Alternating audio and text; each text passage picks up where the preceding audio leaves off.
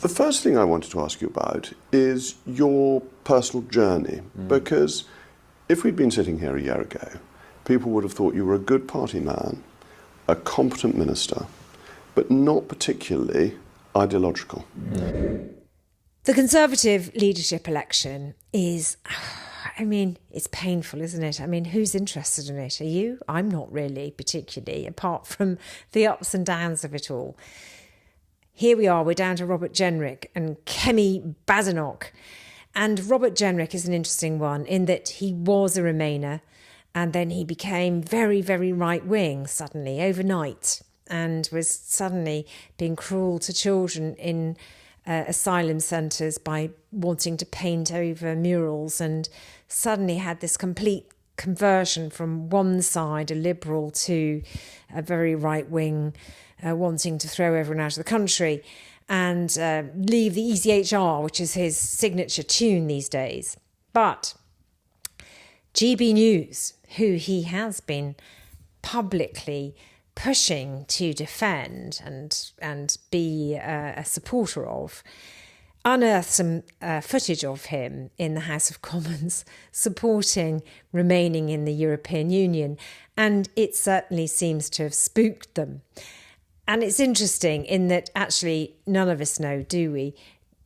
Why does a politician say they believe one thing and then has a complete conversion? Because I can tell you now, from my perspective, I have always been someone who recognises why being in a part of the European project is so important for us and an absolute progressive way forward. But And I know that I wouldn't change my view from that. I did try after the referendum, on the day of the result, I did try and think, well, this has happened. People have voted for it. I have to try and accept it. And I tried. I really focused on it, thinking, well, OK, how are we going to get around this? For a few hours I tried. And then I got to the conclusion that it doesn't work. And I just thought, actually, I can't get behind it because it's not going to work. So I don't think it is easy to just be one thing and then completely change 360 to something else. But what do we know about Robert Jenrick? Is he a Remainer? Was he ever a Remainer? Or is he just somebody that will say something, a real quokka wodger, who will, you put the money in the machine and they'll say what you want to say. The right wing have got spooked now because they think he might be put up by the left side of the Conservative Party as a stooge to win power and then tack them back to the centre, which, of course, the right wing don't want. I can't answer that question. We'll have to wait and see what happens, depending on whether he wins or Kemi Badenoch wins. But interesting, nonetheless. Years ago, when I was just a little lad, my parents quit their jobs.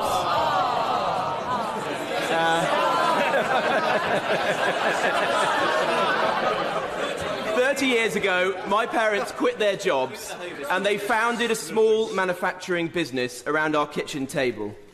Today, British manufacturers, particularly small businesses, are worried. And they're worried because if we leave the European Union, they will continue to make their products to common European standards because they value the free market. They value the single market. They value and want to export. But they are aware that the United Kingdom will have no say whatsoever in the formulation of those standards, and their competitive advantage will be destroyed. What advice does my right-wing friend have for my parents, for small businesses, and for the millions of jobs that depend on them across the country? Well, I'd always assumed that my honourable friend was under 30, so I'm shocked to get this news. But he makes a very important point, which is that if we were to leave, we lose the seat around the table that sets the rules of the single market. Now, of course, sometimes those rules can be annoying or burdensome, but at the end of the day, they're the rules we have to meet. And so if you leave and you have no say over those rules, you don't gain control, you lose control. That, I think, is an absolutely crucial argument, and why small businesses, majority of small businesses, back staying in the EU, as well as a very large majority of larger businesses. And one thing I think is incredibly important is that an advertising ban on GB News. We say as Conservatives, that those companies that choose not to advertise on TV news are not supported by the Conservative Party. So if I'm lucky enough to lead this party, we're not going to engage with those companies. We're going to support those companies that work and advertise and support GB News. That's very important for us all. It's worth remembering that David Cameron actually, before the 2010 election, was recorded singing the praises of leaving the European Union. So it just shows you that nothing really changes. It would be nice if we had politicians who actually said what they believed, rather than saying whatever they think is a political winner for whatever reason at any particular time.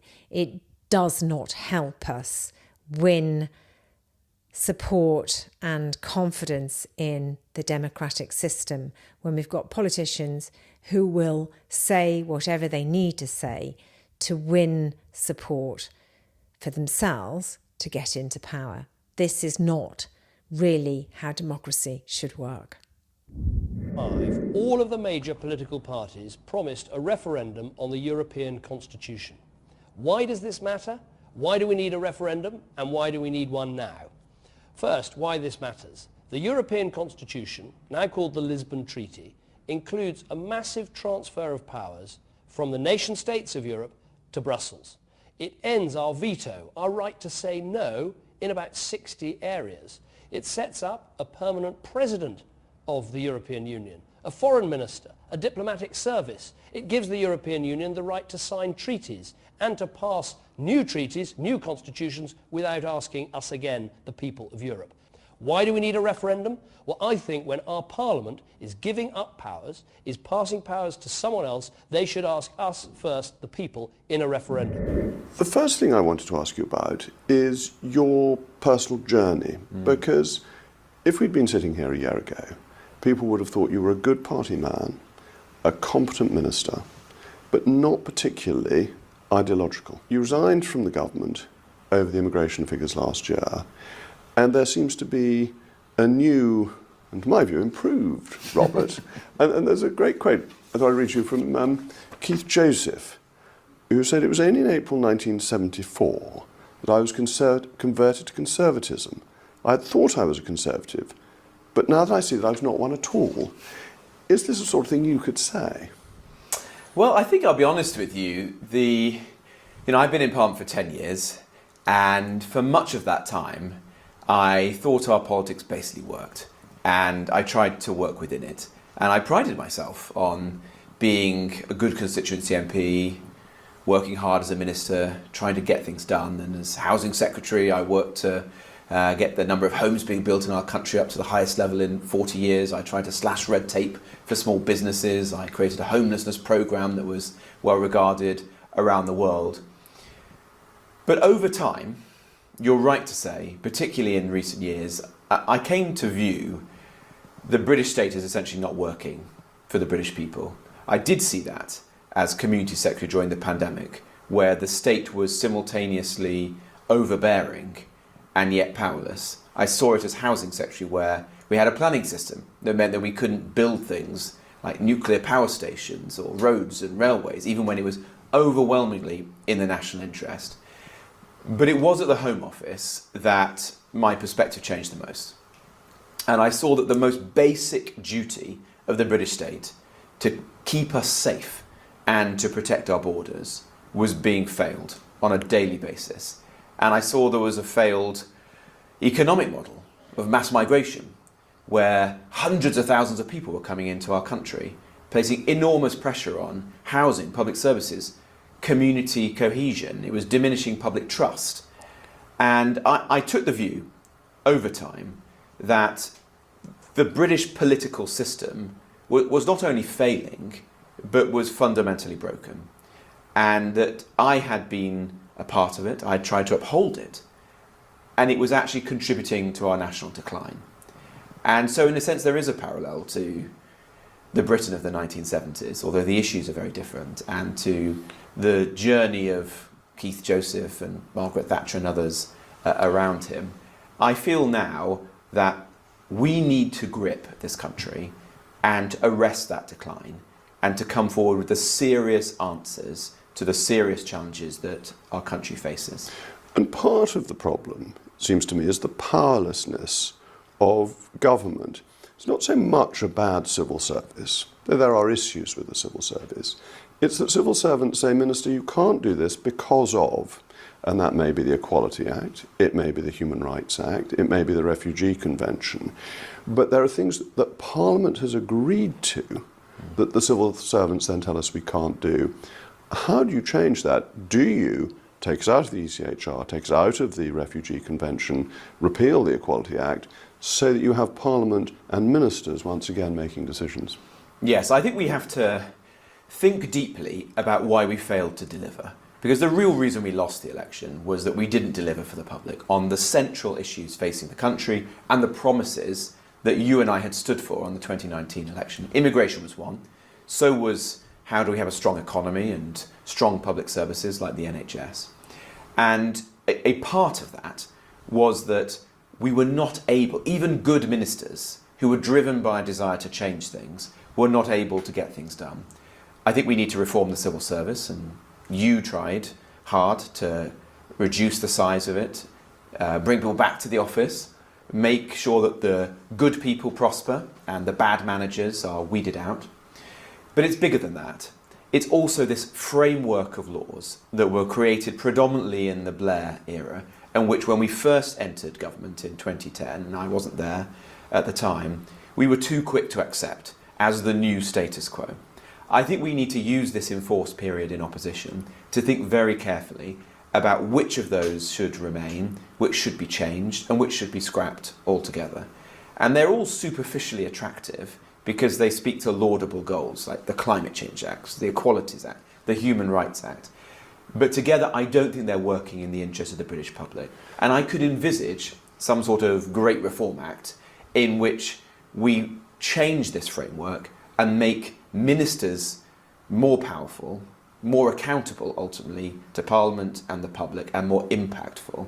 And lastly, I have come to the conclusion that in that programme of reform, we need to leave the European Convention on Human Rights.